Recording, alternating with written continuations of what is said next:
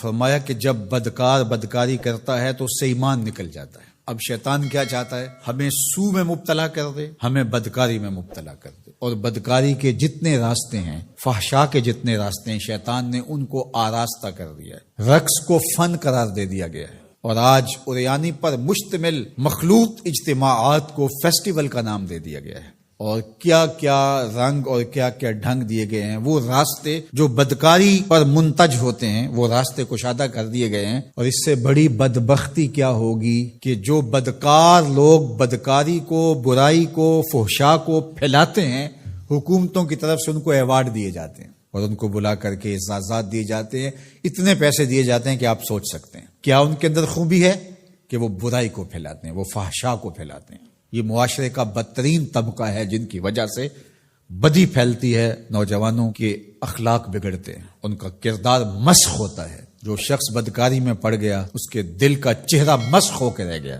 داغدار ہو کے رہ گیا۔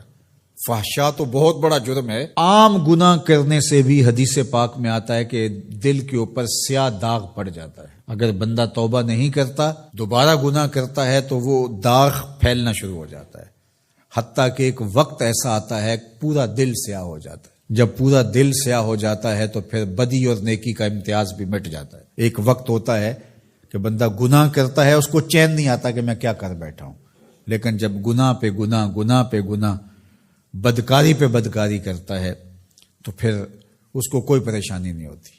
میں اس کی مثال دوں گا کہ پکا نمازی ہو تو کبھی اس سے نماز چھوٹ جائے تو وہ عجیب بے چینی میں ہوتا ہے کہ آج ہوا کیا میرے ساتھ، قضا بھی کر لیتا ہے پھر بھی بے چین رہتا ہے۔ لیکن جو بے نمازی ہے وہ روز چھوڑ رہا ہوتا ہے، اس کو پرواہ بھی نہیں ہوتی۔ اگر کوئی شریف آدمی کسی کو ظلمن تھپڑ مار بیٹھے تو اتنی تکلیف اس کو نہیں ہوتی جتنی اس کو ہو رہی ہوتی ہے۔ دعا کرو کہ یہ دل دل ہی رہے، دل مصفہ رہے، دل مزکہ رہے، دل ستھرا رہے، دل پاکیزہ رہے۔ جتنی کوشش ہم اپنے چہرے کو، اپنے بدن کو، اپنے ظاہر کو سنوارنے کی کرتے ہیں، اس سے کہیں بڑھ کر اپنے دل کو سنوارنے کی کریں۔ باہو علیہ الرحمہ نے کہا تھا، دل کالے نالو منہ کالا چنگا، جے کو یہ رمز پچھانے ہو۔ تو شیطان دل پہ ہی قبضہ جماتا ہے۔ شیطان جاسم علی قلب ابن آدم فاذا ذکر اللہ خنسا واذا غفل وسوسہ، تو یہ غافل نہ ہو پائے، ہر وقت اللہ کے ذکر میں رہو۔ اس لیے ہمیں 5 بار مسجد میں بلایا جاتا ہے۔ نمازیں ہیں تو ہم صبح ساری پڑھ لیں ایسا نہیں ہے، ہمیں مختلف اوقات میں بلایا گیا ہے۔ صبح اٹھتے ہی سجدہ ریز ہو جائیں، پھر کام پہ جائیں، کام میں انہماک ہونے لگا تو پھر بلا لیا گیا، آؤ جو ظہر کے وقت، پھر گئے تھوڑا وقت گزرا تو پھر انہماک ہونے لگا، کھونے لگے تو کہا پھر آ جاؤ عصر کے وقت، پھر چھٹی ہوئی گھر جانے لگے، کہا پہلے نماز پڑھ لو، پھر کھانا کھایا، بچوں میں بیٹھے کھیل کود میں لگے، دل غافل ہونے لگا، کہا آ جاؤ پھر عشاء کے وقت آ جاؤ۔ اور نماز سے پہلے بھی ذکر، نماز کے بعد بھی ذکر، سونے سے پہلے ذکر، سونے کے بعد ذکر، اٹھتے ہوئے ذکر، کھاتے ہوئے ذکر، کھانے کے بعد دعا، آئینہ دیکھتے ہوئے دعا، لباس بدلتے ہوئے دعا، سیڑھیاں چڑھتے ہوئے، سیڑھیاں اترتے ہوئے، کسی چیز کو دیکھتے ہوئے، کسی مومن کو ملتے ہوئے۔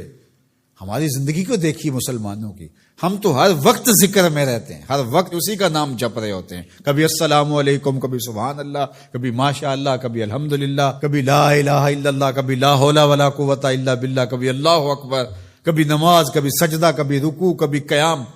کیسی زندگی ہے مومن کی۔ اور 8 دن کے بعد تفصیلی روشنی کے لیے ہم مسجدوں کے اندر حاضر ہوتے ہیں، اس میں خطبہ سنتے ہیں، اس میں گفتگو سنتے ہیں، بیٹھتے ہیں، ذکر فکر کرتے ہیں، اور پھر ماہ سیام آ جاتا ہے تو پوری ٹیوننگ ہو جاتی ہے پورے جسم کی۔ اور پھر کہا چلو ہر سال نہیں تو زندگی میں ایک بار حج پہ بھی چلے جاؤ، اور تم ایسے پلٹ کے آؤ گے جیسے ماں کے بطن سے ابھی پیدا ہوئے ہو، سارے گناہ مٹ جائیں گے، تم ستھرے ہو کے وہاں سے آؤ گے۔ تو مومن پاکیزہ دل ہوتا ہے، فحشا سے، سو سے، برائیوں سے۔ آج نہ ہماری نگاہیں پاک، نہ کان پاک، نہ خیال پاک، نہ سوچے پاک، سب کچھ آوارگی میں آ گئی۔